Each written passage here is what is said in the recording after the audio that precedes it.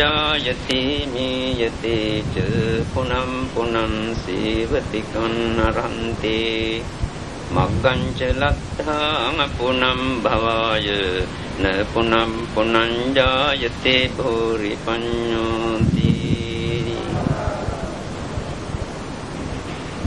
ශ්‍රද්ධා සම්පන්න පින්වත්නි, මේ සෑම දිනෙකම වාගේ දන්නවා අද දින ධර්ම දේශනාව පවත්වනු ලබන්නේ දැන් මාස 3කට පමණ ප්‍රථමයෙන් අප අතරින් වෙන්නු චන්ද්‍රා ජයවර්ධන මේ පියසිරි මහත්මියට පින්පෙත් පැමිණීම සඳහා බව.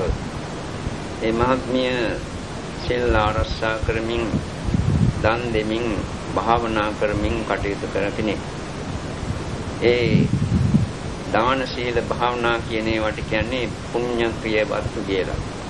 තේනිමානි භික්කවේ පුණ්‍ය ක්‍රියාවත්තුනි කතමානි තේනි දානමය පුණ්‍ය ක්‍රියාවත්තු සීලමය පුණ්‍ය ක්‍රියාවත්තු භාවනාමය පුණ්‍ය ක්‍රියාවත්තු. දාන සීල භාවනා කියන කොටස් තුනට පුණ්‍ය ක්‍රියාවත්තු වශයෙන් බුදුරජාණන් වහන්සේ ඒ ආකාරයෙන් ඒවා හඳුන්වා දී තිබෙන්නේ. මේ කවර ආකාර දාන සීල භාවනා ආදී ධර්මයන් කළත් මරණයට පසුව නැවත උපදින තැන තීරණය වන්නේ ජීවිත කාලය පුරාම කරන ලද එවැනි කුසල කර්මම පමණක් නෙවෙයි. දිනක් බුදුරජාණන් වහන්සේ ළඟට ආවුන් එක්තරා තැනැත්තෙක් විමසුවා, බුදුරජාණන් වහන්සේ මුළු ජීවිත කාලයම කුසල් කරන කෙනෙක් සුගතියක උපදිනවායි කියලා ඔබ වහන්සේ ප්‍රකාශ කරනවද? නැහැ මම එහෙම කියන්නේ නැහැ. මුළු ජීවිත කාලයම අකුසල් කරපු තැනැත්තෙන් දුගතියක උපදිනවායි කියලා එහෙමනම් ඔබ වහන්සේ ප්‍රකාශ කරනවද? නැහැ මම එහෙම කියන්නේත් නැහැ. ඒක හේතුව මරණ මොහොතේ අවසාන වශයෙන් පහළ වෙන චුතිසිතට අනුකූල වන පරිදි තමයි ඒ වෙලාවේ පහළ වූ කර්ම විඥාණයට අනුවයි තැනක යම් කිසි සත්‍යයෙන් නැවත ගිහිල්ලා උපදින්නේ. අප ඒ ධර්මයේ ඒ කරුණ මතු කරමින් ධර්මයක් දේශනා කිරීමටයි අර කලින් කියන ලද මාතෘකාවට තබන ලද ගාථාව ප්‍රකාශ කළේ. ඒ සරල අදහස මෙන්න මේකයි. පුනප්පුනං ජායති නැවත නැවත උපදිනවා. පුනප්පුනං මීයති නැවත නැවත මැරෙනවා. පුනප්පුනං සීවතිකං හරන්ති නැවත නැවත මලමිනි ඔසවගෙන යනවා. මග්ගං ච ලද්ධා පුනබ්භවාය මේ නැවත නැවත නූපදින මාර්ගය වඩන ලද න පුනප්පුනං ජායති භෝරි පඤ්ඤෝ නැනවත් නැත්තා ප්‍රඥාවක් තියෙන තැනැත්තා නැවත නැවත උපදින්නේ නැහැ, සසර දුක කෙලවර කරනවා. මේක මතක තබා ගන්න. මේ ඇඩිතාම පහසුයි. නැවත නැවත උපදිනවා, මැරෙනවා, මලමිනි ගෙනියනවා. ප්‍රඥාවත් නුවණක් තියෙන තැනැත්තා නැවත නැවත උපදින ක්‍රමය නැති කරලා සංසාර දුක කෙලවර කරනවා. මේ මරණය ගැන අපි පුනප්පුනම් මීයති කියන නැවත නැවත මරණයටපත් වෙනවා කියන කාරණාව පළමුවෙන් කතා කරමු. මේ අය දන්නවා උපන් සෑම සත්‍යයක්ම මරණයටපත් වන ආකාරය, පත්වන බව. මේ මරණයටපත් වන ආකාරය මිනිස්සෙක් අනුව කල්පනා කරනවා නම් කොටස් 4කට බෙදලා අපිට දක්වන්නට පුළුවන්. ආයුක්ඛය, කම්මක්ඛය, උභයක්ඛය, අකාලය කියලා. අවශ්‍ය ගෙවීමෙන් කෙනෙකුගේ මරණය සිදුවන්නට පුළුවන්. නැත්නම් තමා උපදිනු කර්ම ශක්තිය ගෙවීම තුළින් තවත් කෙනෙකුගේ මරණය සිදුවන්නටත් පුළුවන්.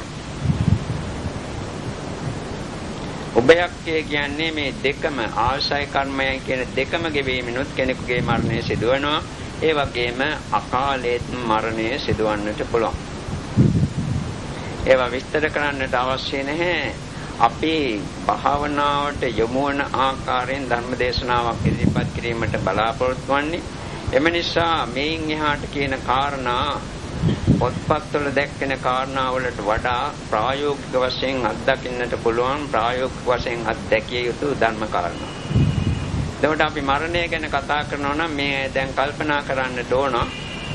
මම කොපමණ වයසක මම සිටියත්, කොයි වයස් තරාතිරයකදී මම සිටියත්, කවදා හෝ කොයි ආකාරයකින් හෝ කොතනකදී හෝ මගේ මරණය ඒකාන්ත වශයෙන්ම සිදු වෙනවාමයි. ඒක වළක්වන්නට පුළුවන් කිසිම කෙනෙක් නැහැ. මේ මරණයට පත්වන විට මේ සිතන්නට එපා. හිතාසුවසේ හැම දිනාටම මරණයට පත්වන්නට පුළුවන් වේවිය කියලා. සමහර විට අවුරුදු ගණන් ඔත්පල වෙලා මල මූත්‍රා ඒ නිදාගෙන ඉන්න ඇදීම පහ කරමින් බොහෝ දුක් විඳලා මැරෙන්නට සිදුවන්නටත් පුළුවන්. සමහර විට උස්මහිර වෙලා මැරෙන්නටත් පුළුවන්. සමහර විට ගින්නෙන් පිච්චිලා මැරෙන්නට පුළුවන්. නැත්නම් අනුන්ගේ තාඩන පීඩන වලට ලක් වෙලා ගුටි බැට කාලා මරණයට පත්වන්නටත් සිදුවන්. එහෙම මරණයට පත්වන්නටත් පුළුවන්. නැත්නම් වසවිස කැවීම තුළින් හෝ වෙනත් රෝගාබාධ වලින් හෝ වෙනත් විවිධාකාරයකින් මරණයට පත්වීම සිදුවන්නට පුළුවන්. ඒ දැන් කල්පනා කරන්නට ඕනේ මගේ මරණය මේ විදිහට සිදු වෙන්නට පුළුවන් කියලා. මෙහෙම මරණයට පත්වන විට සැපක් නෙවෙයි තියෙන්නේ දුකක්. ඔය අනේපිඩි සිටුතුමා මරණයට පත්වන විට තමා විඳින දුක ගැන සරියුත් මහ රහතන් වහන්සේට ප්‍රකාශ කරනවා. ස්වාමින් වහන්සේ මගේ හිස යම්කිසි ශක්තිමත් පුද්ගලයෝ දෙදෙනෙක් යකඩ දම්වැලකින් වෙලන්නාසේ කිටිකිටියේ වෙලන්නාසේ අතිශයින් දරුණු දුකක් මට දැන් දැනෙනවාය. මහා රත් වෙච්ච ගිනි කබල් වටේට තියා තිබෙන්නාසේ මගේ ඇඟ තුලින් පුදුම පරිදාහයක් දැවිල්ලක් දැන් සිදු වෙලා තිබෙනවාය. මගේ පපුව පිහියකින් කපන්නාසේ පිහියකින් නෙමෙයි කඩුවකින් කපන්නාසේ කෑලි කපන්නාසේ දරුණු වේදනා මම දැන් අත්දකිනාය. සරියුත් හාමුදුරන්ගෙන් විමසනවා ස්වාමින් වහන්සේ මට ධර්මයක් දේශනා කරන්නට ඒක කියන්නට නෙවෙයි මම මේ කතා කළේ මරණයේ තියෙන දුක ගැන කල්පනා කරන්නට. කොයිතරම් කුසල් කරගෙන හිටපු කෙනෙක්වත් මරණයේදී විශාල දුකක් සමහර විට අත්දකින්නට ඔහුට සිදුවන්නට පුළුවන්.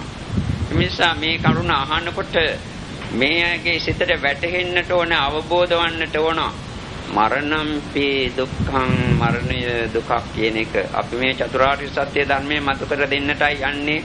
ඒක නිසා වෙනදා අහපු බණසේ මේ කණින් අහලා අනිත් කණින් පිට කරන්නේ නැතුව හදවත තුළින් මේ ධර්මයේ දැක අහන්නට බලන්න. ඒව අවබෝධ කරගන්නට බලන්න.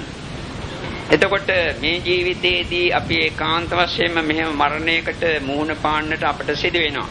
මීට පෙර ආත්මවලත් කොපමණනම් වාර ගානක් මේ ආකාරයෙන් විවිධාකාරයෙන් මරණයටපත් වෙලා අපි දුක් විඳින්නට ඇත්ත දුක් විඳලා තියෙනවද කියන කාරණාව ගැනත් දැන් සිහිපත් කළ යුතු වෙනවා. මිනිස්සු වශයෙන්ම වෙලා නෙවෙයි අපි ඉපදුනේ. විවිධ සත්‍යයන් වෙලා විවිධ සත්ත්ව කොටස් වල ඉපදිලා තියෙනවා.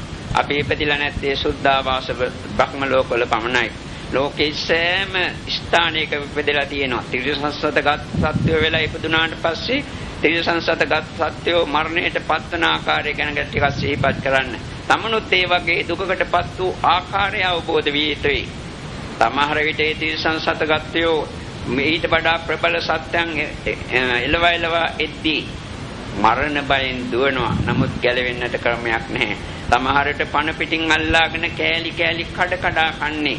කෑලි ඉරා කන්නේ. පණ පිටින් ගෙලින්නේ. මහා දුකක් ඒ ත්‍රිසංසත්වෝ කොච්චර කෑ ගැහවත් පිහිටවන්නට කෙනෙක් නැතුව අත්දකින්නට සිදු. ඒ ත්‍රිසංසත්වෝ අත්දකිනවා.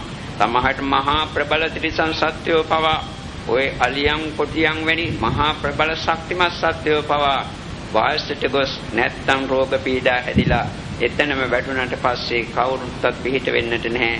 මහා දුක් විඳලා මරණයට පත්වන්නට සිදු වෙනවා. ඒ ත්‍රිසංසතුන්ට මේ ආකාරයෙන් අපි අතීත සංසාරයේ විඳින ලද දුක මරණ දුක මෙතකයි කියන්නට බෑ, සීමා කරන්නට බෑ.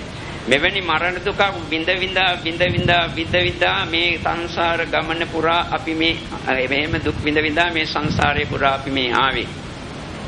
යටත් පිරිසෙන් සෝවාන්වත් වෙලා නොහිටියා නම් සෝවාන් වෙලාවත් නැත්නම් අනාගතයේත් ඔය වගේම මහා මරණ දුකක් විඳින්නට සිදු වෙනවා.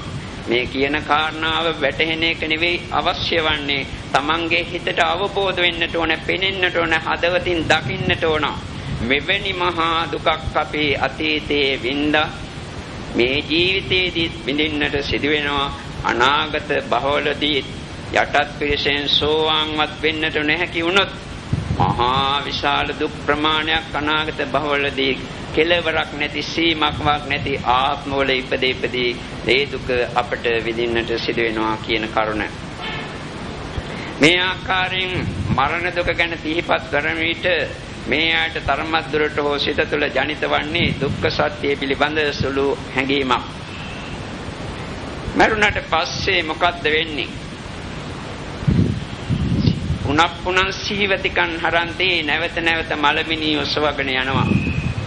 මේක ඊටාම අවධානයෙන් යුතුව අහන්නට ඕන.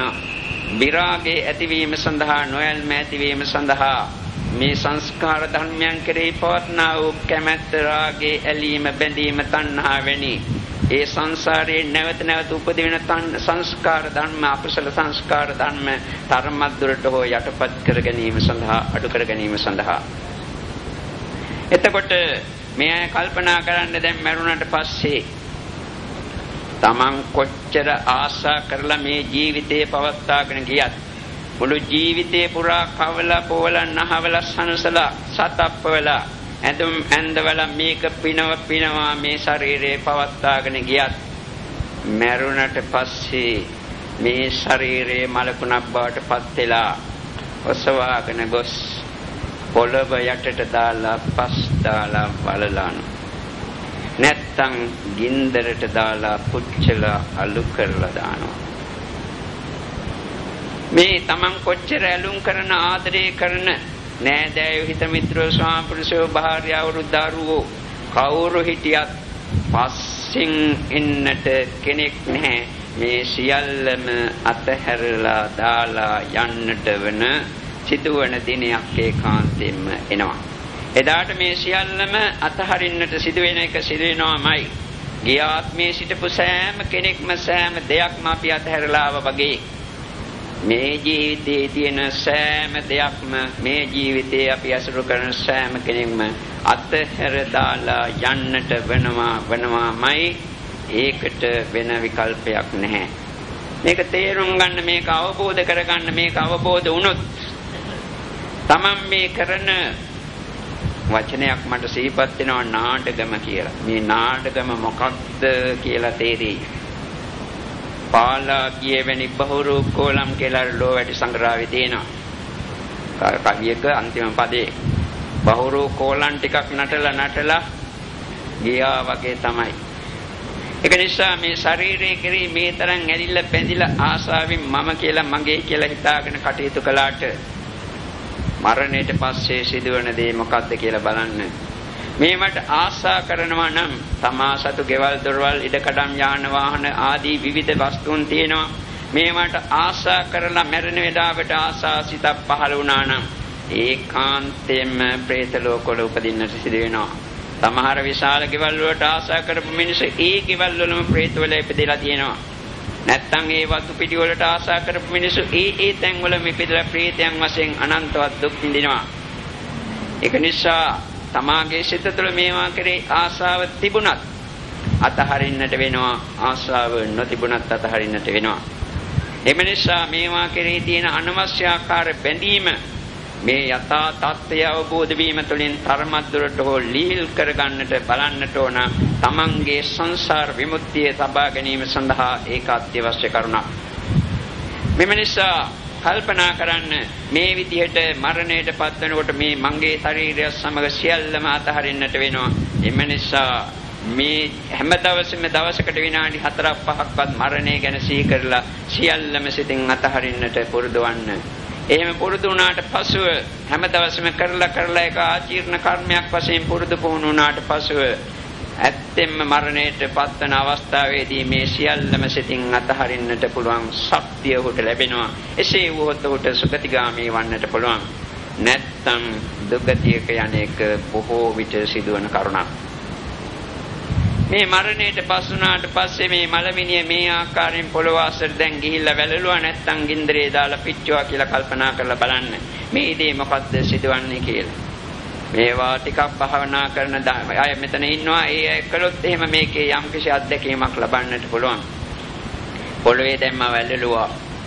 ඉදිමෙන්න පටන් ගන්නවා, නිල් වෙනවා, කුඩු වෙනවා, ඕජස් ගලනවා, පණුව ගහනවා, සිලි ගාල පණුව ගහනවා.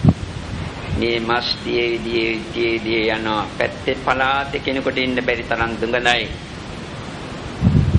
මේ මස් පොළොවටම දියේ ගිහිල්ලා ඇට සැකිල්ලක් බවට පත් වෙනවා. අනිත් ඒවා ඔක්කොම දියවිලා වේලිලා පස් වෙලා මේ ඇට සැකිල්ලත් එන්න දිරන්නට පටන් ගන්නවා. දිරලා ගිහිල්ලා පොළොවටම පස්සේ යනවා. මේකයි යථා තත්ත්වය. ඇත්ත මේකයි. තමන් මේ ඇලුම් කරන ශරීරයේ ස්වභාවය, ඇලුම් කරන ශරීරයේ සිදුවන දී මේවා නොදක්කම නිසා තමයි මේවා කෙරෙහි පුදුමාකාරයෙන් ඇලීමකින් බැඳීමකින් මේ මෝඩ සත්‍යය කටයුතු කරනු ලබන්නේ. නැත්තම් ගින්දරෙන් දාලා පුච්චනවා. සම්පූර්ණයෙන්ම අලු ගොඩක් බවට පත් වෙනවා. මේ අවස්ථාවේදී තරමක් අධර්ම කාරණා දන්න අය සිටිනවා නම්, භාවනා කරන අය සිටිනවා නම්, තමන්ගේ ශරීරයේ මේ විදියට මැරිලා වැළලුවාට පසු හෝ පුච්චා අලු කරන විට තමාගේ ශරීරයේ තියෙන ධාතු කොටස්, පඨවි ධාතු, ආපෝ ධාතු, තේජෝ ධාතු, වායෝ ධාතු වෙන කොටස්, බාහිර පඨවි, ආපෝ, තේජෝ, වායෝ ධාතු කොටස් වලටම ආපහු පරිවර්තනය වෙනව විලා යන ආකාරය දකින්නට පුළුවන් එවැනි කෙනෙකුට. එහෙම දැක්කොත්, එහෙම හරියටම එහෙම දැක්කොත් තමාගේ ශරීරයේ තමාගේ ඇස් දෙක පියාගෙන සිටින විට සිතට නොහැටෙන ධර්මයක් බවට පත් වෙලා හිත සිස් භාවයකට පත්වන්නට පුළුවන්. සමාධිය තියෙන කෙනෙකුට ඒක ඒකාන්තයෙන්ම අත්දකින්නට පුළුවන් කරුණක්. මේ විදිහට මරණයටපත් වුණා. මරමිනිය උස්සවාගෙන ගියා. දැන් මරුණට පස්සේ මොකද්ද සිදුවන්නේ? රහත් වූ සෑම කෙනෙකුටම සිදුවන ධර්මතාවයක් තියෙනවා. පුනප්පුනං ජායති, නැවත ඉපදිනවා. මේ අය හිතන්නට එපා, අදහස් කරන්නට එපා. දැන් අපි මිනිස්යන් වශයෙන් ඉපදෙලා ඉන්නවා. මරුණට පස්සේ ගිහිල්ලා ආපහු මනුස්ස ලෝකෙටම එන්නට පුළුවන්ය කියලා. නැත්තම් දිව්‍ය ලෝකයකට යන්නට පුළුවන්ය කියලා එහෙම හිතන්නට එපා.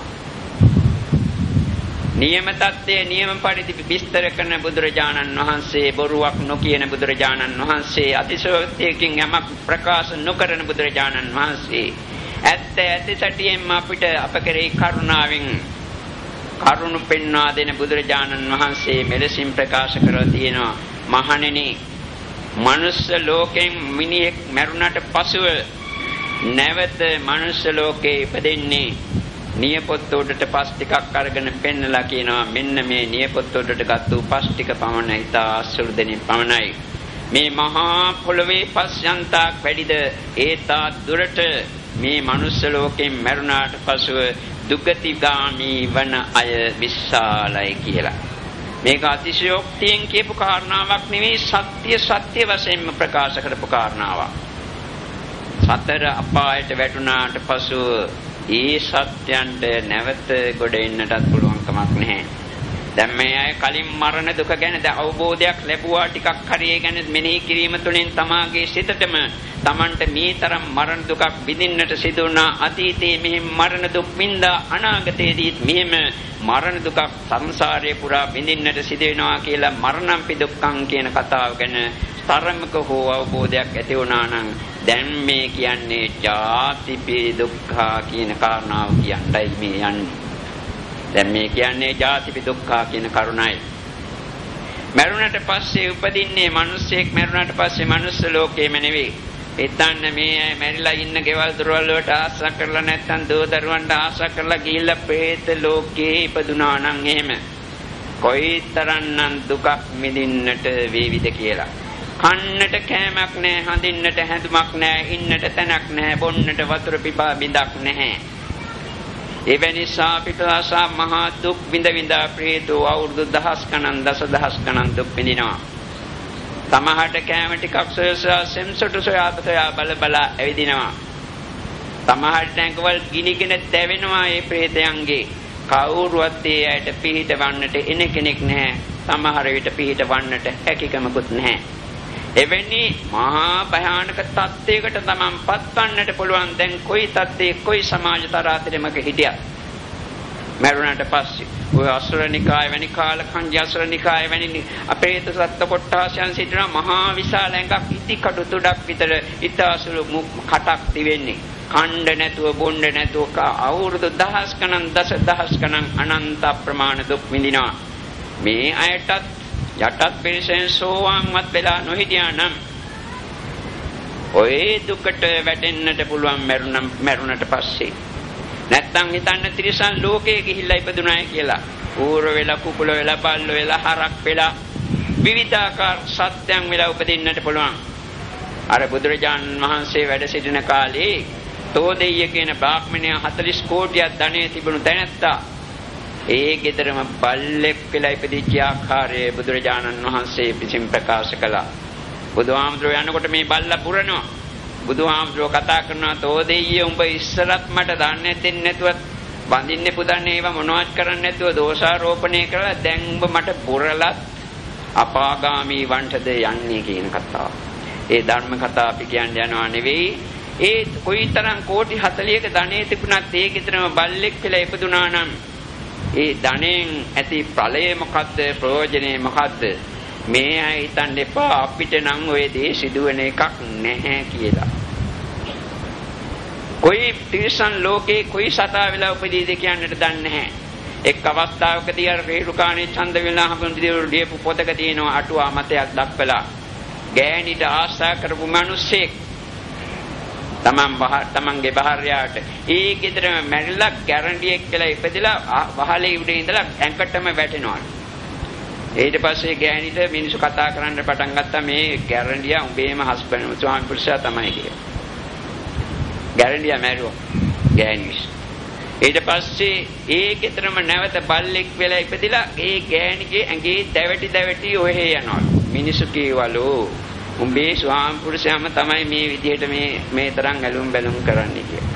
කල්පනා කරන්න ටිකක්. මේවා දන්නේ නැතුව ආදරය කරලා ආශා කරලා මේවා අතහරින්නට නොහැකි වෙලා ගැරන්ඩියෝ වෙලා ඉපදුනා නම් බල්ලෝ වෙලා ඉපදුනා නම් මොකක්ද මේ ජීවිතයේ ඇති හරේසාරයගේ. ඒ මේ තත්ත්වවලටපත් වුණාට පස්සේ තිරිසන් ලෝකවල විඳින දුක කල්පනා කරලා බලන්න. බොහෝ විට කන්නට නෑ. සමහරව පිඹුරන් වැනි සත්වයෝ ඉන්න මේ කියන්නේ දවස් ගණන් මාස ගණන් කන්න නැති පිඹුරන් අපි දැකලා තියෙනවා කැලෑවල සිටිනකොට ආරණ්‍ය වල සිටිනකොට. සමහර සර්පයෝ ඉන්න මාස ගණන් එක තැනක වගේ කුටිය ළඟ හිටිය එක සර්පෙක් නාග පොළගේ මාසයකට ආසන්න කාලයක් කන්න නැතුව කට අරිනවා මුළු කටම අරිනවා. මට හරි දුක හිතෙනවා. නමුත් එහෙම මෙයා හිටියා එහෙම මැරුණා. මේ විදිහට දුක් විතරක් නෙවෙයි තිරිසන් ලෝකේ ඉපදුනාට පස්සේ තියෙන දුක් මේ ඇයට කල්පනා කරන්න පුළුවන්. මේ தත්ත්වයට අපිපත් ගන්නට පුළුවන්. ඉස්සරත් සංසාරේ පුරා මෙහෙම ජාතියෙන් ජාතියට යමින් අනන්ත ප්‍රමාණ ජාති දුක් විඳා. අනාගතයේත් මේ විදිහට ජාති දුක් විඳින්නට පුළුවන් සිදු වෙනවා. අපි හිතමු මනුස්ස ලෝකයක ගිහිල්ලා ඉපදිනවා කියලා හොඳ පිනක් සිහිපත් වෙලා කලාතුරකින් ඔය කියන්නේ ඒක නොසිදු වෙන්නට පුළුවන් කාරණාවක්. කලාතුරකින් මිනිසෙක් වෙලා ඉපදිනවා කියලා හිතමු. තපක්ද මෞපසේ පිළිසිඳ ගන්නේ මහා සුඛෝපභෝගී තැනක නෙවෙයි. ආලෝකමත් තැනක නෙවෙයි. සුවඳ විහිදුවන තැනක නෙවෙයි. ඉඩ පහසුකම් තියෙන තැනක නෙවෙයි. සම්භාද සහිතවම ඝන අඳුරකම අතිශයින් දුගඳ ගමන ස්ථානයකම අත්පය වකුටු කරගෙන මාස 9ක් 10ක් තිස්සේ දුක් විඳින්නට සිදු වෙනවා. මෞපසෙන් එළියට එන්නේ මේ සුඛෝපභෝගී කාර්යකින් බිමට බහිනවා වාගේ හැම නෙවෙයි. අතිශයින්ම බාධා සහිතව අතිශයින්ම දුක් විඳ එළියට එන්නට සිදුවන්නේ. ආවට පස්සේ හිනහා වෙන සත්‍යෝ නැහැ, කෑ ගහන මිනිස්සුયો සිටින්නේ. ඊට පස්සේ දා ඉඳලා අද දක්වා කුයිතරන්නම් මනුස්ස ලෝකේ දුක් ගැහැට අපි විඳද අනාගතයේ කොයිතරම් දුක් විඳින්නට සිදු වෙනවද කියන කාරණාව බලන්න. කල්පනා කරලා බලන්න. නොඑක ආකාර රෝග පීඩා ඇති වෙන්න පුළුවන්, ව්‍යාධි දුක් ඇති වෙන්නට පුළුවන්. අප්‍රිය දේවල් සමග නැත්නම් අප්‍රිය අය සමග එක්වීම නිසා අතිශයින්ම ඉවසිය නොහැකි මානසික වේදනා දුක් පීඩා කරදර ඇතිවන්නට පුළුවන්. තමන් ළඟම ඉන්න අය වෙන්නට පුළුවන් එවැනි පීඩාගෙන දෙන්නේ. නැත්නම් ප්‍රිය අයගෙන් වෙන්වීම නිසා ප්‍රිය වස්තුන්ගෙන් ප්‍රිය වස්තුන් නැතිවීම නිසා විශාල මානසික දුක් ලැබෙන්නට පුළුවන්. ඊට අමතරව එන්ටෙන්ටම ව්‍යාධි දුක වැඩි වෙනවා, එන්ටෙන්ටම ජරා දුක වැඩි වෙනවා.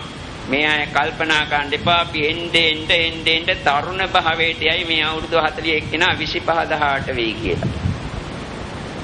එන්ටෙන්ට වයස දවසින් දවස වැඩි වෙනවා විනා මාසින් මාස වසරින් වසර වැඩි වෙනවා විනා ඔය වයස ආපස්සට යාමක් කවදාවත් සිදු වෙන කාරණාවක් සිදුවන්නේ නැහැ.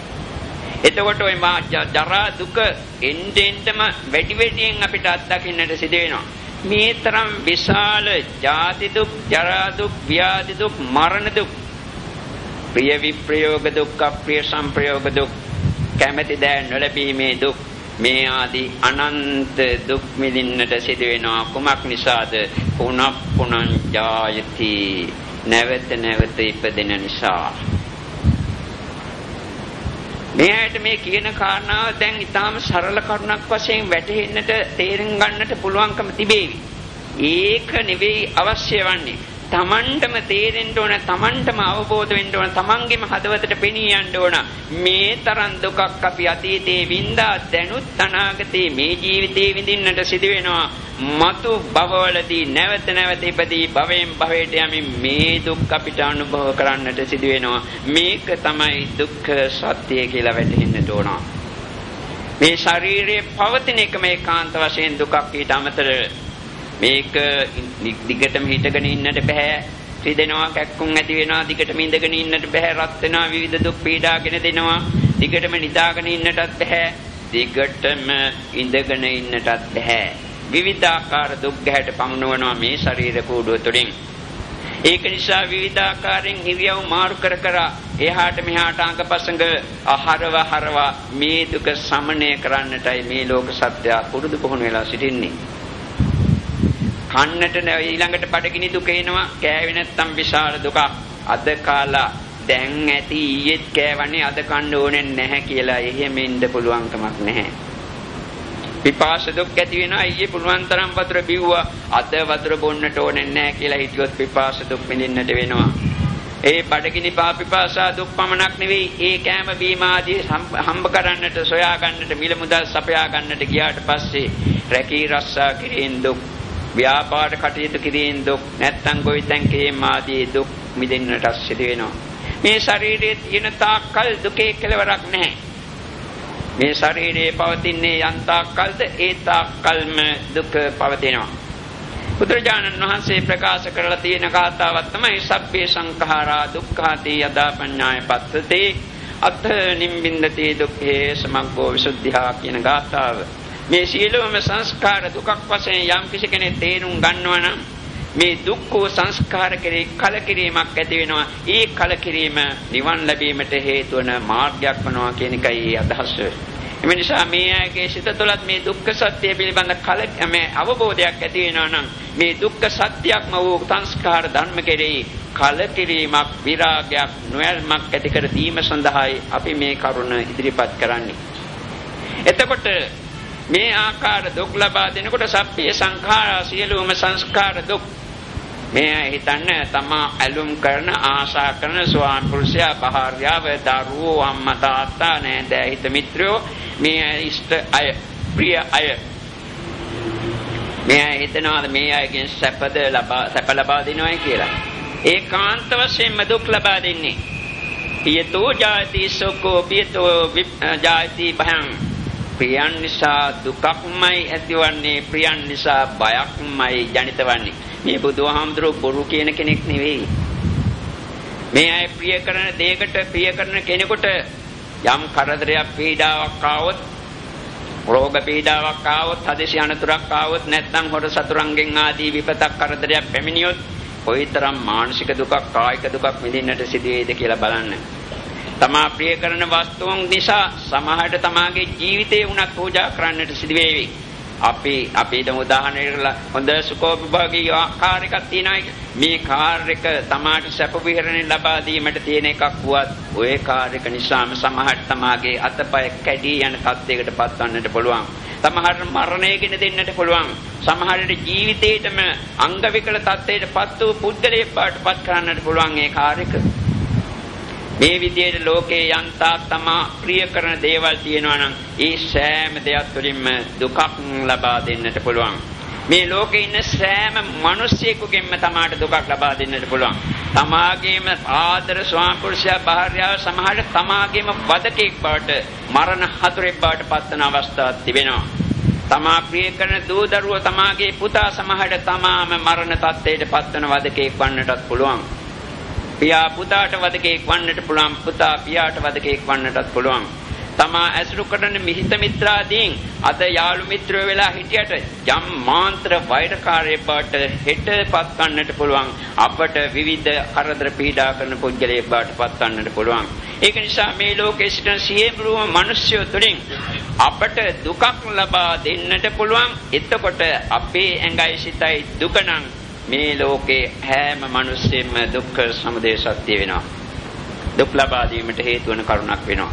ත්‍රිසංගත සත්‍යය ගැන කල්පනා කරන දැන් මේ සෑම ත්‍රිසංගත සත්‍යයකින්ම අපිට දුක් ලබා දෙන්නට පුළුවන්, දුක් ඇති වෙන්නට පුළුවන්. අපි උදාහරණයක් මధుරෙක් ගන්න සතෙක් ගමු. ඉතා කුඩා සතේ සමහර ඩෙන්ගු වැනි අසනීපයක් ඇතිවලා මරණය පවා ඒ මధుරෙකුට අපිට මරණය පවා සිදු කර දෙන්නට පුළුවන්. සර්පය වැනි සත්වෝ නැත්තම් ඕනෑම සතෙක් මගින් අපට විවිධාකාර දුක් ලබා දෙන්නට පුළුවන්. මේ මුළු සත්ත්ව ලෝකයේම, තිරිසන් සත්ත්ව ලෝකයේම දැම්පෙන්නට ඕන, අවබෝධ වන්නට ඕන දුක්ඛ සමුදය සත්‍යයක් තමන්ගේ ඇඟයි සිතයි දුක්ඛ සත්‍යය. මොකද ඒ තුලින් දුකක් ඇති වෙනවා කියන්නේ. අමනුෂ්‍යය ගැන කල්පනා කරන්න දැන් යක්ෂයෝ, භූතයෝ, ප්‍රේතයෝ, පිසාචයෝ, කුම්භාණ්ඩයෝ වැනි විවිධ අමනුෂ්‍ය කොටස් සිටිනවා. මේ අමනුෂ්‍ය පීඩා අත්දකිනාය, පීඩා විඳිනාය දක්නවා. කොයිතරම් කායික දුක්, කොයිතරම් මානසික දුක් මේ අමනුෂ්‍යයන් නිසා Tamanට විඳින්නට සිදු වෙනවද කියන කරුණ. ඒක නිසා සියලුම අමනුෂ්‍යයෝ නිසා අපට දුක් ලබා දෙන්නට පුළුවන්. දැන් දෙවියෝ ගැන කල්පනා කරන්න. දේව කෝප වෙලා විවිධාකාර දුක් ගැහැට අපට පමුණවන්නට පුළුවන්. ඒ විතරක් නෙවෙයි, සත්ත්ව ලෝකේ ඉන්න ඔය සත්වය පමණයි ස්වාභාවික සම්පත් ගන්න. උලංග, වැස්ස, වතුර, අවුව, සීතල, උෂ්ණ මේ හැම එකක් තුළින්ම අපට දුක් ලබා දෙන්නට පුළුවන්. ඒවා දුක්ඛ සමුදය සත්‍ය වෙන්න ඉඩ තියෙනවා. අබ්බේ සංඛාරා දුක්ඛා. බුදුහාමුදුරේ එහෙමයි කියන්නේ, සියලුම සංස්කාර දුක්. එතකොට Tamanට තේරෙන්න ඕනේ මුළු විශ්වයේ යන්තා සංස්කාර දෙනවා නම් මේ ඔක්කොම අපට දුක් ලබා දෙන්නට පුළුවන් කරුණක් කියන එක. වෙන දෙයක් තියා දූවිලි මාත්‍රයක් පවා අපට දුක් ලබා දෙන්නට පුළුවන්. ඊටාසුළු විස බීජයක් අපේ මරණය පවාගෙන දෙන්නට පුළුවන්. එමෙනිසා කල්පනා කරන සියලුම සංස්කාර දුකක් කියන කාරණා. Tamange ඇඟ සිතත් දැන් දුකක්. ඒතර සියලුම සංස්කාර නිසා දුකක් ලබා දෙන නිසා ඒවාම දුක්ඛ සමුදය සත්‍ය වෙනවා. දැන් මේ කියන කාරණාව හොඳින් කල්පනාවෙන් මම ප්‍රශ්න වශයෙන් අහනවා. මේ අය හිතින්ම උත්තර තමාම දෙන්නට ඕනේ. තමන්ගේ හිතින් තමන්ම උත්තර දෙන්න. අපි හිතමු ඊටාම දුක්ඛිත වශයෙන් දුක් විඳ ඉන්න මිනිහෙක් මැරුණා. මේ මිනිහා මැරෙන්නේ ඉස්සෙල්ලා ඒ ශරීරය තුලින් පුදුම ආකාරයේ දුකක් අත්දැක හිටියා. ඒ මිනිහට ඒ ශරීරය, ඒ සිතේ පැවැත්ම ඒකාන්ත වශයෙන්ම දුකක්. මේක ඕනෑම කෙනෙකුට තේරෙන කරුණක්.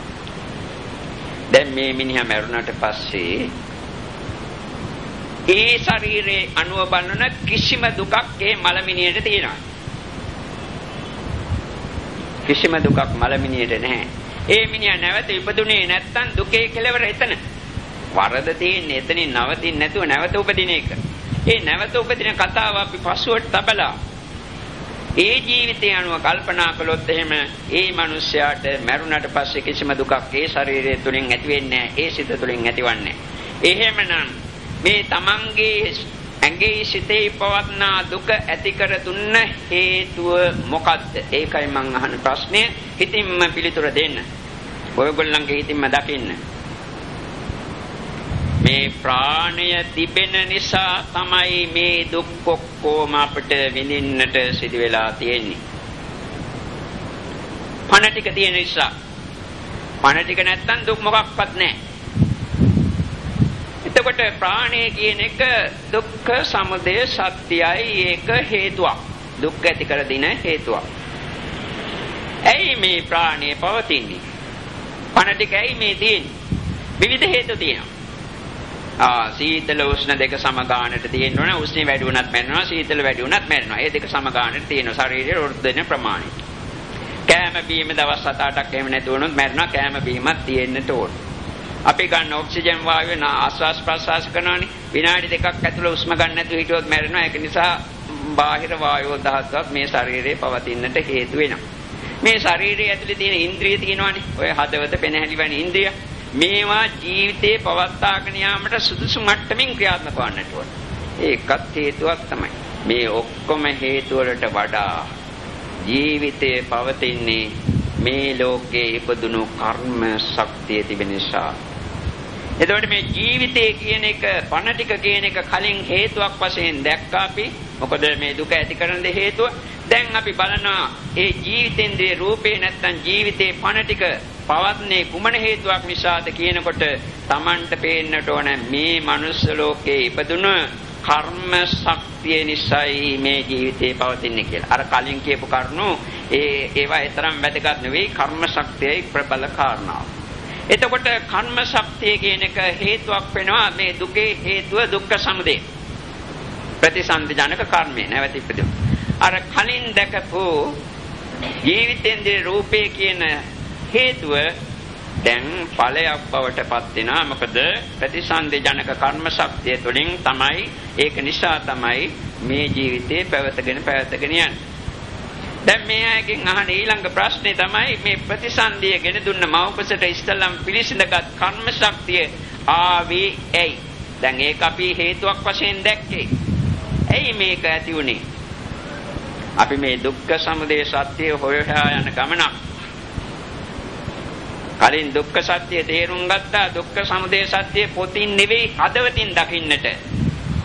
පොතින් නෙවෙයි හදවතින් අවබෝධ කරන්නට කරුණාපන උත්සාහයක් මේ. පොතේ කියන දුක්ඛ සමුදය සත්‍ය මේකයි කියලා එකපාරට කියලා මට යන්නට පුළුවන්. ඒකෙන් පළක් නැහැ, ප්‍රයෝජනයක් නැහැ. එතකොට දැන් මෞපසට ඉස්සෙල්ලාම පිළිසිඳ ගත්තේ කුමක් නිසාද? ප්‍රතිසන්දි විඥානය කියන ඒ සංස්කාර ධර්මයේ මෞපසට දුර පහළ වුණේ අංකේශාවක් නිසා නෙවෙයි. ඒක විපාකයක්, විපාකසිතක්. මේ විපාකසිත ඇති කර දීමට අපි මිනිස්සු අනුව කල්පනා කරනවා නම් ගිය ආත්මයේ මැරෙනකොට කුසල කර්මයක් සිහිපත් වුණා. ඒ කුසල කර්මයේ නිසා තමයි මේ මනුස්ස ලෝකේ අම්මා කෙනෙකුගේ මව්කුස තුළ පිළිසිඳ ගත්තී. දැන් පිළිසිඳ ගත්තු දවසේ ඉඳලා විඳපු දුක් ප්‍රමාණය දැන් දන්නවනේ. දුක්ඛ සත්‍ය ගැන කතා කරනකොට ඉදිරියට විඳින්න තියෙන දුක ගැන දන්නවනේ. මේ තරම් දුකක් ලබා දුන හේතුව මොකක්ද එතකොට? අර කුසල කර්ම ශක්තිය මරණ මොහොතේ සිහිපත් වුණා. ඇයි මේ මරණ මොහොතේ කුසල කර්ම ශක්තිය හේතුනේ? දැන් ඒක හේතුවක්. හේතුව අන් කිසිවක් නෙවෙයි. මේ කුසල මේ මරුණට පස්සේ නැවත උපදින එක දුකක්ද? ඒ තුලින්ම දුක් ලබා දෙන නිසා ඒකම දුක්ඛ සමුදය සත්‍යය. මේ තරම් විශාල දුකක් අත්දකින්නට සිදු වෙනවාය. මේ තරම් විශාල දුකක් ලබා දෙනවාය කියන කරුණ නොදන්නා මෝඩකම එදා තිබුණා. දුක්ඛේ අඥානං දුක්ඛ සමුදය අඥානං. දුක දන්නේ නැති ගොංකම තිබුණා. දුක්ඛ සමුදය දන්නේ නැති මෝඩකම තිබුණා හිතේ එදා. මේ ඇඟයි සිතයි Tamanට ඕන විදියට පවත්වන්නට පුළුවන් ධර්මයක් හෝ Tamanගේ ධර්මයක් නෙවෙයි. අවිද්‍යාවෙන් පරිත වෙලා තණ්හාවෙන් මුලා වෙලා ප්‍රඥාව නැති අන්ධ බාල පුත්තජන සත්‍යයට මේ ඇඟයි සිතයි අරගෙන මමය මංමය මගේ ආත්මය කියලා ගන්නවා. ඒ ගන්නට පුළුවන්. එසේ වුණත් ප්‍රඥාව තියෙන කෙනෙකුට මේ ඇඟයි සිතයි මම නෙවෙයි, මගේ නෙවෙයි, මගේ ආත්මයක් නෙවෙයි කියන එක අවබෝධ වෙනවා. මේක අවබෝධ නොවුණු මෝඩකම එදා සිත තුළ තිබුණා. මේ ලෝකයේ තියෙන දේවල් අල්ලාගෙන සිතින් උපාදාන කරගෙන තණ්හාවෙන් පරිත වීම නිසා දුකක්මයි ලබා දෙන්නේ කියන කරුණ නොදන්නා මෝඩකමත් ඒ අවිද්‍යාවත් එදා තිබුණා. මේ අයගෙන් මං ඇහුවා මරණකට පස්සේ කෙනෙකුගේ දුකක් නැහැ. එහෙමනම් මේ ඇඟයි සිතයි පවත්වාගෙන යන දුකේ හේතුව මොකක්ද කියලා. එතකොට ප්‍රාණයේ පැවතීමේ කියලා කියයි. මේ ප්‍රාණයට මේ අය ඔක්කොම ආසයි. මැරෙන්න කැමති නෑ, ජීවත් වෙන්න ආසයි.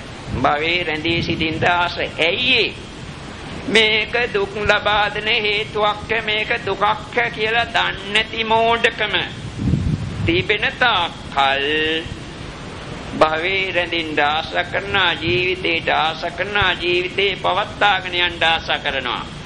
ඔන්න ඔය අවිද්‍යාවත් එදා තිබුණා මරණ මොහොතේදී. මම මේ කියන්නේ මග්ගංච ලද්ධා පුනබ්බවාය කියන පදයයි. නැවත නැවත නූපදින මාර්ගය ගැනයි මේ අපි කතා කරන්නේ කියපු ගාථාවයි.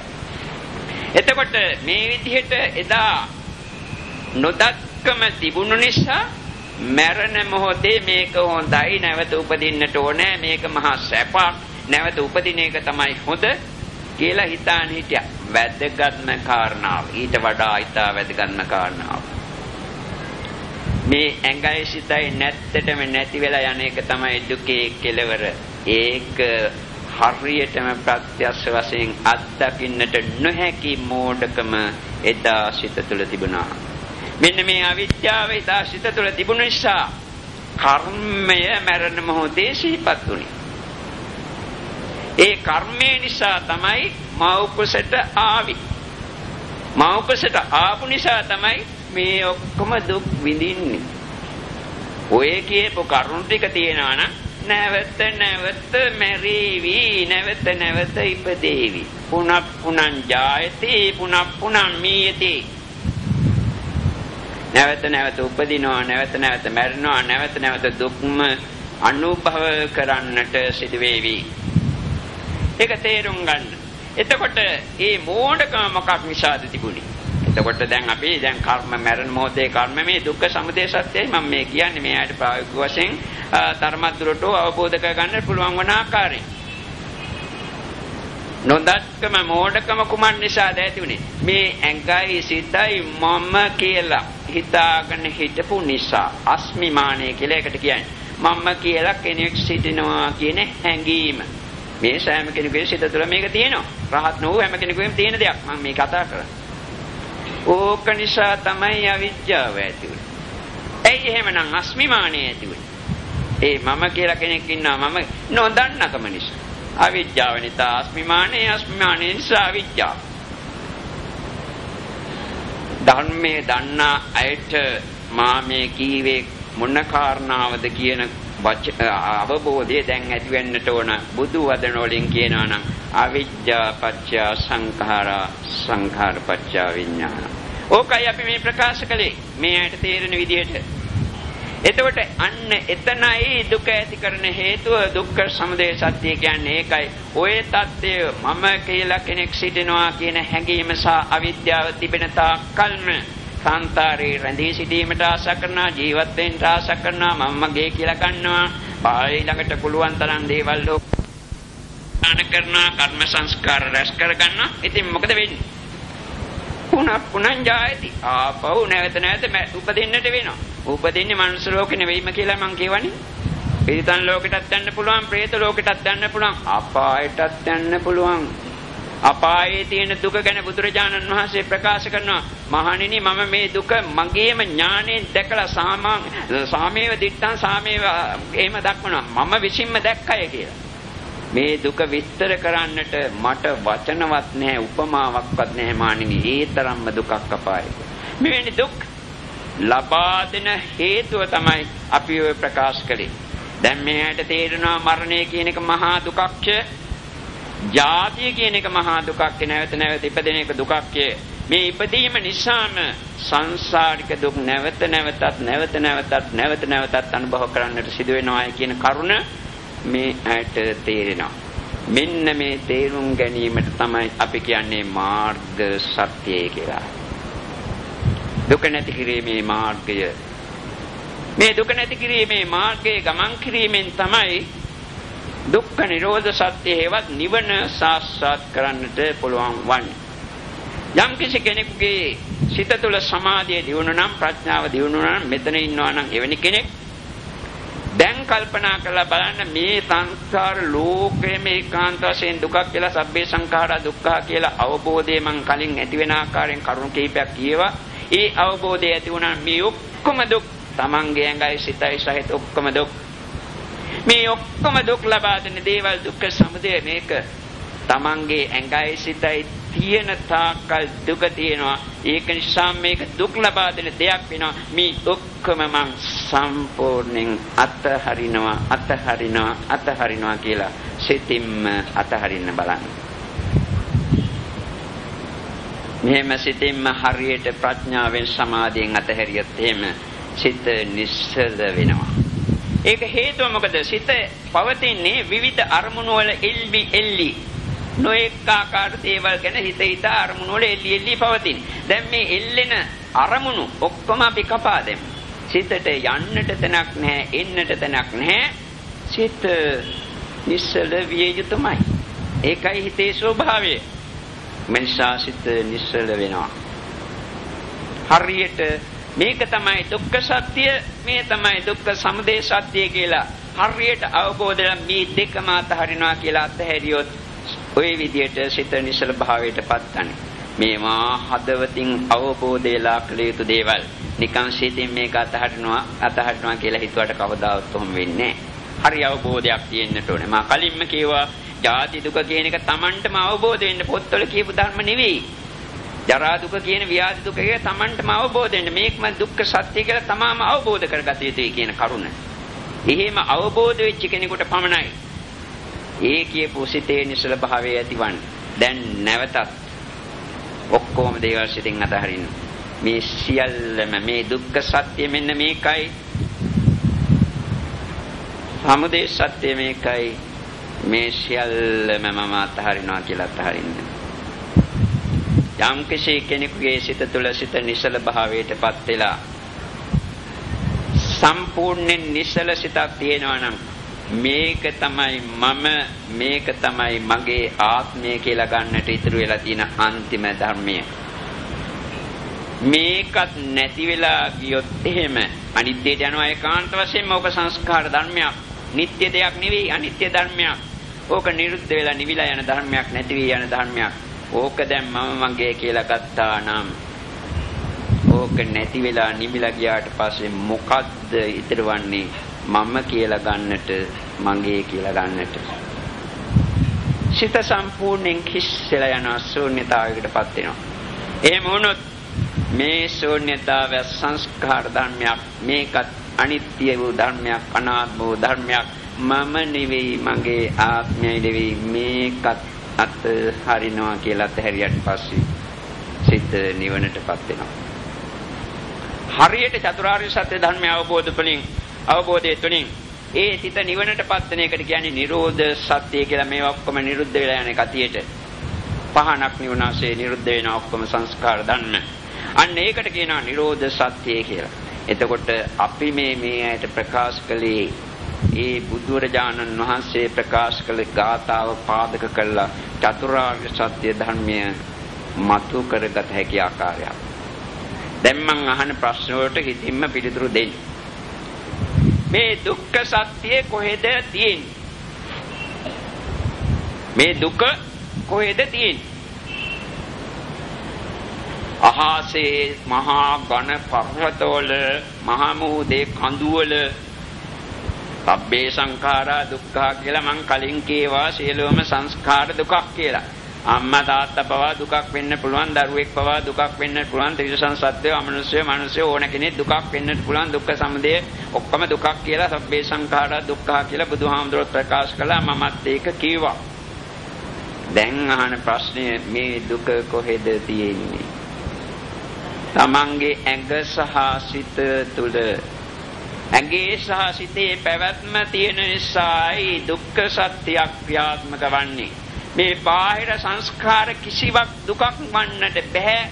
දුක්ඛ සමුදය සත්‍යයක් වන්නට බෑ. අපේ ඇඟයි සිතයි නැත්තම්. මම මහා මුහුද ගැලුවත් අපට දුකක් නැහැ. ඇඟයි සිතයි නැත්තම්. මේ ලෝකෙම කවදාවත් වහින්න නැතුව අවුෙන් පායලා ගිනි ගත්තත් අපට දුකක් නැහැ. නැත්තම් මහා වර්ෂාවක් වගේ බෝම්බ වර්ෂාවක් වැසුණත් අපට ප්‍රශ්නයක් නැහැ. මේ ඇඟයි සිතයි නැත්තම්. ඔක්කොම දුක්ඛ සත්‍ය කියන්නේ එහෙනම් මේ ඇඟේ සහ සිතේ පැවැත්ම කියන කාරණාව දැන් තේරුම් ගන්න. දැන් අහන කාරණාවටත් පිළිතුරේ උත්තරේ ප්‍රශ්නෙට පිළිතුර දෙන්න හිතින්ම. දුක්ඛ සමුදය සත්‍ය කොහෙද තියෙන්නේ? දුක්ඛ ඇති කරන හේතුව අපි කිව්වා දුක ඇති කරන හේතු වශයෙන් කර්ම සංස්කාර කිව්වා. කර්ම කියන්නේ ප්‍රතිසන්දි ජනක වේ කර්මය කිව්වා. ඒක නිසා කුසල කර්ම කිව්වා. තණ්හාව කිව්වා. නැත්නම් භවයේ රැඳී සිටීමේ ආතාව කිව්වා. සිතින් අල්ලා ගන්න එක කිව්වා. මම මගේ කියලා හිතන එක කිව්වා. අවිද්‍යාව කිව්වා. මේවා කොහෙද තියෙන්නේ? තමන්ගේම පංචස්කන්ධ ලෝකයේ තුල සිත තුල නාම ධර්මයක් වශයෙන් ක්‍රියාත්මක කරන දේවල්. දුක්ඛ සමුදය සත්‍ය කොහෙද එහෙමනම් තියෙන්නේ? තමන් ළඟමයි. බාහිර සංස්කාර ලෝකයේම අපි දුක්ඛ සමුදය සත්‍ය වශයෙන් ඉස්සෙල්ලා දැක්කා. දැන් ඒක තමාගේ හදවතට ගන්නවා. මේ දුක්ඛ සමුදය සත්‍ය කියන්නේ තමන්ගේ ඇඟයි සිතමයි කියලා. මාර්ග සත්‍ය දුක නැති කිරීමේ මාර්ගය. මේවා අනිත්‍යයි, මේවා දුක්ඛයි, මේවා අනාත්මයි. නැත්නම් මේක දුක්ඛ සත්‍ය, මේක සමුදය සත්‍ය ආදී වශයෙන් දකින්නේ සම්මාදිට්ඨිය. ආර්ය අෂ්ටාංග මාර්ගයේ පළවෙනි අංගය. මේ සම්මාදිට්ඨිය ගැන අපි පමණයි අපි කතා කළේ. ඒ සම්මාදිට්ඨිය කොහෙද පවතින්නේ? බුදුහාමුදුරුවෝ ගාව එහෙම නෙවෙයි. තමන්ගේ ඇඟයි සිතයි තුල. එතකොට මාර්ග සත්‍ය කොහෙද තියෙන්නේ? මාර්ග සත්‍ය කියන්නේ කුමක්ද? තමන්ගේ ඇඟේ සහ සිතේ පවත්නා වූ නාම ධර්ම ටිකක් කරන් කිසිවක් නෙවෙයි. දැන් අපි අවසාන වශයෙන් ගෙවුවා මේ නාම රූප ධර්ම ඔක්කොම නැත්තටම නැති වෙලා යන තත්ත්වයක්. නිරෝධ සත්‍යය. මොකක්වත් නැහැ, සම්පූර්ණයෙන් නිරෝධ වෙලා සාන්තයි ප්‍රණීතයි නිවිලා සනසිලා. ඉතියුම් දැනීමක් පවතිනවා. සංස්කාර ඔක්කොම අනිත් සංස්කාර නැති. සංස්කාර විරහිත විසංඛාරගත තත්ත්වයක්. මේ නිරෝධ සත්‍යය කොහෙද විද්‍යමාන වන්නේ? තමන්ගේ සිත තුළ. මේ නිසාම බුදුරජාණන් වහන්සේ ප්‍රකාශ කරනවා මේ අඩි 5ක් 6ක් විතර උස බඹයක් පමණ උස තියෙන මේ ශරීරය තුලම මහණෙනි මම දුක්ඛ සත්‍යයත් පණවනවාය, දුක්ඛ සමුදය සත්‍යයත් පණවනවාය, දුක්ඛ නිරෝධ සත්‍යයත් පණවනවාය, දුක්ඛ නිරෝධ ගාමිනී පටිපදාාර්ය සත්‍යයත් පණවනවාය. මෙන්න මේක තේරුම් ගන්න. අපි මේ චතුරාර්ය සත්‍ය රට වටේට ලෝකේ වටේට ගිහිල්ලා විනුල් සංස්කාර ලෝකේ පුරාම ඇවිදලා අන්තිමට ආවේ තමන්ගේම පංචස්කන්ධ ලෝකේටයි. මේ පංචස්කන්ධ ලෝකයේ නිරෝධය දැකීමෙන් තමයි නිවන ලබන්නට පුළුවන් වන්නේ. ඒ සඳහා අවශ්‍ය සම්මා දිට්ඨියේ එක කොටසක් පමණයි අප අද මේ ඉදිරිපත් කළේ. ඒ නිවන අවබෝධ කරගන්නට මේ අය පුනක් පුනං ජායති පුනක් පුනං මීයති පුනක් පුනං සීවතිකං හරಂತಿ මග්ගංච ලද්ධා අපුනබ්භවාය. නැවත නැවත නූපදින මාර්ගයක් බුදුහාමුදුරෝ දේශනා කළා තියෙනවා. ඒක තමයි ආර්ය අෂ්ටාංග මාර්ගය. ඒ ආර්ය අෂ්ටාංග මාර්ගයේ විස්තර කිරීමට දැන් අවකාශ දෙන්නේ නැහැ. ඒ ආර්ය අෂ්ටාංග මාර්ගයේ ගුණ ධර්ම පූර්ණේ කරන්නට ඕන. එසේ පූර්ණේ කිරීමෙන් තමයි අද මම මේ කියන ධර්මයට අනුව කටයුතු කරන මේ ජීවිතේදී මා මේ කිව්වේ මොකක්ද, මේකේ දුක්ඛ නිරෝධය කියන්නේ මොකක්ද කියලා සාක්ෂාත් කරන්නට තමාට නොහැකි වුණත් කවදා භවයකදී හරි කවර බුද්ධ ශාසනයකදී හෝ නිවන් ලබන්නට පුළුවන් වන්නේ ඔය ආර්ය අෂ්ටාංග මාර්ගයේ ගුණ ධර්ම දිනු කිරීමෙන් පමණයි. අන් කිසිම ආකාරයකින් ඒක කරන්නට බෑ. එම නිසා මේ අය අදිෂ්ඨානයක් කරගන්න මම ආර්ය අෂ්ටාංග මාර්ගයේ ගුණ ධර්ම ටික හරි පුළුවන් හැටියට හරි අද පටන් දියුණු කරනවා. මම මේ දුක නැති කිරීමේ මාර්ගයේ ගමන් කරනවා. බුදුවරු පසේ බුදුරු මහරහතන් වහන්සේලා ගමන් ගත්තේ උතුම් මාර්ගයේ මමත් ගමන් කරනවා. ඒ තුලින් තමයි මට කවදා හරි සසර දුක කෙලවර කරන්නට පුළුවන් වන්නේ කියන ඒ අවබෝධයෙන් යුතුව අද පටන් ආර්ය අෂ්ටාංග මාර්ගයේ ගුණ දියුණු කරන්නට ඕන. වචනයක් දෙකක් විනාඩි කිහිපයක් පමණක් ඒ ගැන කතා කරන්න. සම්මා දිට්ඨි සම්මා සංකප්ප සම්මා වාචා සම්මා කම්මන්ත සම්මා ආජීව සම්මා වායාම සම්මා සති සම්මා සමාධි මේක තමයි මග්ගංජලද්ධා පුනබ්බවාය කියන්නේ නැවත නැවත නූපදින මාර්ගය කියන එක. මේක තමයි වැඩිමෙන් නිවන් මේ සංසාර දුක නැති කරන්නට පුළුවන් වන්නේ. ඒ නැවත නැවත නූපදින ආකාරය මම විස්තර කරන්නට මේ ඇයිට ගියේ නෑ වැඩක් නැති නිසා. එතකොට මේ අයකින් සම්මා සංකප්ප යහපත් සංකල්පනා ජීවිතයට එකතු කරගන්න. මොනවද යහපත් සංකල්පනා කියන්නේ? හැම වෙලාවෙම කාම සංකල්පනාවලම අර පැණි හැලිය පුච්චි පැටිච්චි ඇඹලයා වගේ ඉන්නේ නැතුව පොළො ටිකක් හරි කල්පනා කරන්න මේ සංසාර දුකින් මිදෙන්නට ඕන. නැවත නැවත ඉපදෙන එක මහා දුකක්. මේ දුකෙන් මිදීමට මම කටයුතු කරන්නට ඕන. මමත් මොකක් හරි දෙයක් භාවනාවක් වැනි දෙයක් කරන්නට ඕන. එහෙම නැතුව කවදාවත් මේ දුකෙන් ගැලවෙන්නට බෑ. මං තිරිසන් ලෝකෙට වැටුණොත් කවුද මට පිහිටවන්නේ? പ്രേත ලෝකෙට ගියොත් කවුද මට පිහිටවන්නේ? අපායට වැටුණොත් කොහොමද පිහිටවන්නේ? මේ මනුෂ්‍ය ජීවිතේ ඉතර දෙයක් නෙවෙයි. මේකෙන් ඔහෙලම ප්‍රයෝජන ගන්නට ඕන. ඒක නිසා සංසාර දුකෙන් මිදෙන්නට නිවන් අවබෝධ කරගන්නට පුළුවන් හැටියට ටික හරි මම උත්සාහ ගන්නට ඕනේ කියන නෙක්ඛම්ම සංකල්පය ඇති කරගන්න. ඒක ඇති වුණේ නැත්තම් මොකක්වත් කරන්නේ නැහැ. ඒක අත්‍යවශ්‍යයි. තරහ සිටිවිලි අව්‍යාපාද සංකල්පනා කියන්නේ තරහ සිටිවිලි වලට වෙන විරුද්ධ එක. තරහ සිටිවිලි එනකොට තරහ සිත කියලා ඉතින් ජීවිතේදී තරහ සිත මැරගන්න පුළුවන් තරම් දුර ටිකක් හරි මෛත්‍රී සිත ඇති කරගන්න. කරුණා සිතක් සත්‍යයන්ට දුක් බඩ සත්‍යයන්ට පීඩා කරදර කරන්නට යන්නදුව පිහිටවන්නට බලන්න කරුණා සිතක්. මේකට තමයි සම්මා සංකප්ප කියන්නේ. නෙක්ඛම්ම සංකප්ප අව්‍යාපාද සංකල්ප වින්සා සංකල්ප. කට ආරක්ෂා කරගන්න බොරු කේලම් පරස වචන සම්පප්පලාප වලින් ඈත් වෙලා සම්මා වාචාව රකින්න. මේවා ජීවිතයට එකතුව. සම්මා කම්මන්ත කයින් කරන වැරදි තියනයි. කාමයේ බොනවා, කාමයේ වර්ධව ඇසෙනවා, හොරකම් කරනවා, සතුන් මරනවා වගේ දේවල් මේ වගේ ඈත් වෙන්න. සම්මා කම්මන්ත කියන්නේ ඒකයි. සම්මා ආජීව යහපත් ආකාරයෙන් දීපැවැත්මක් ගෙනියන්නේ. නිවැරදි ආකාරයෙන් අසාධාරණ නොවන විදිහට. ඔය ටික ජීවිතේට එකතු කරගෙන දියුණු කරගන්න සම්මා සතිය, සම්මා සමාධිය, සම්මා දිට්ඨිය කියන අංග 3 සහ සම්මා වායාම. සම්මා සතිය දිනු ගන්න මේ ටික හොඳට මතක තියාගන්න. විනාඩි 15ක් කල්පනා කරන්න ගෙදෙද්දී මම මේ විනාඩි 15 දී කරන වැඩ ඔක්කොම සිහියෙන් කරනවා. හැම වැඩක්. ඔළුව පීරනවා, මූණ හොදනවා, අතු ගන්නවා ආදි වශයෙන් කරන වැඩ විනාඩි 15ක්. ඔය 15කට ටික ඒ කාලේ වැඩි කර ගන්න බලන්න. සම්මා සතිය දිනු කර ගැනීම සඳහා. සම්මා වායාම කරන මේ තමන්ගේ ඇති අකුසල කර්ම තියෙනවනේ තමන් කරන ඒවෙන් පුළුවන් තරම් බලකින්නටත් මේ දක්වා ඇති නොවෙච්ච අකුසල කර්ම නූපදවාගෙන ඉන්නට උත්සාහ ගත යුතු වෙනවා. ඒ වගේම පුළුවන් තරම් කුසල කර්ම නූපං කුසල කර්ම දිනු ගන්නට උන්න උත්සාහ ගන්නට ඕන. මේ දෙකට අමතරව සම්මා සමාධියයි සම්මා දිට්ඨිය ඇති කිරීම සඳහා භාවනාවක් කරන්නට ඕන.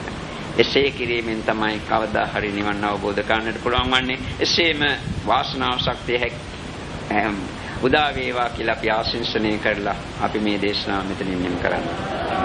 දැන් ඇසිය යුතු දෙයක් තියෙනවා නම් මේ සම්බන්ධයෙන් අසන්න. නොතේරුණ දෙයක් තියෙනවා නම් අසන්න අපි කියන්නේ. නොතේරෙන දෙයක් කිව්වේ නෑ මේ පුංචි ළමයින්ට කියන විලාසයෙන් අපි මේ සරලම විදිහට කියනවා. මේිට වැඩිය සරල කරන්න මං හිතන්නේ මට පුළුවන් වෙයි කියලා. ඔය අන්තිම සරල කළා තමයි කතා කරන්නේ. වෙනදා ධර්ම දේශනා අහපු අය දන්නවා ඇති මේ මොන බණක්ද මේ ආමුදුර කිව්වේ කියලා. එතකොට ආන්ට ප්‍රශ්න තියෙනවද?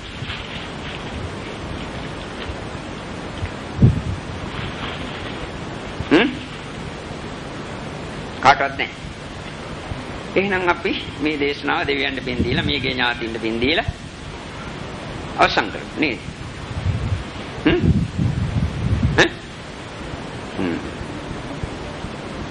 හොඳයි එහෙනම් කල්පනා කරගන්න. මේ දක්වා පන්සිල්පද 5 ආරක්ෂා කළා කියලා මම හිතනවා. සීලය ආරක්ෂා කිරීමේ කුසලයක් සිදු වුණා. ඒ වගේම මේ ධර්මයේ ශ්‍රවණය කරන්නට ඇත්ත කියලා මම හිතනවා. විවිධ කල්පනා විවිධ පැතිවල සිත දුවවන්නේ නැතුව ඒක නිසා භාවනාමය කුසලයක් ඒ අවස්ථාවේදී ධර්මයක් හෝ ඇති වුණා. ධර්මයේ ශ්‍රවණය කිරීමේ කුසලයක් ඇති වුණා.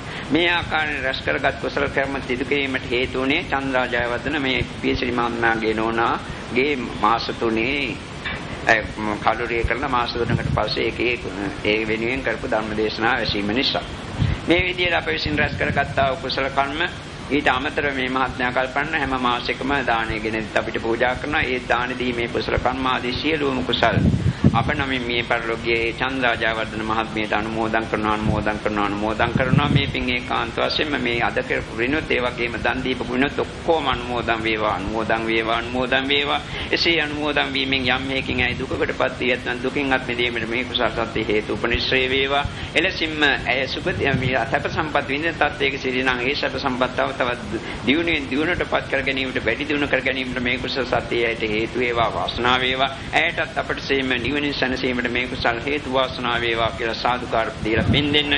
දැන් මේ ගාථාව කියන සම්ප්‍රදායික වශයෙන් ඉදම් මේ ඥාතීනං හෝතු කියන ගාථාව. ඉදම් වෝ කියන්නේ ඉදම් වෝ ඥාතීනං හෝතු සුඛිතාව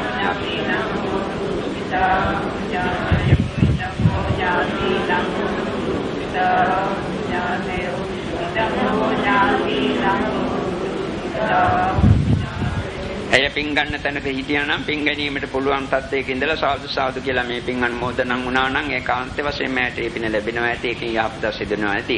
ඉදම් වෝ ඥාතීනං හෝතු කිව්වේ අපගේ ඥාතීන් කියන එකයි. ඉදම් මේ කිව්වොත් මගේ ඔක්කොටම අපි මේ මෑණියන්ට පින් දීම සඳහායි ඉදම් වෝ කියන වාටේ කිව්වේ. මේක මතක තියාගන්න. ඉදම් වෝ කියන්නේ අපගේ, ඉදම් මේ කියන්නේ මගේ.